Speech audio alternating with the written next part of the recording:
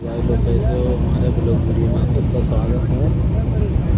ये देखो आज कितना ट्रैफिक है यहाँ पे। देखो ट्रेन में कितना भीड़ है। हमको तो चलो सीट मिल गया है, लेकिन देखो लोग कैसे खड़े हुए हैं। जब मुझे ऊपर से कोई चीज़ फेंक दोगे तो नीचे नहीं गिरेगा। देख रहे हैं ना, देखिए ट्रेन में कितना भीड़ लगा हुआ है। ये देखिए, कोई चीज़ ऊपर से फेंक दोगे तो नीचे नहीं गिरेगा भाई लोग। तो कहाँ तक भीड़ है, पूरा जाम हो जाएगा। प्रयागराज से आ रहे हैं मेला देखते हैं। देख रहे हैं ना।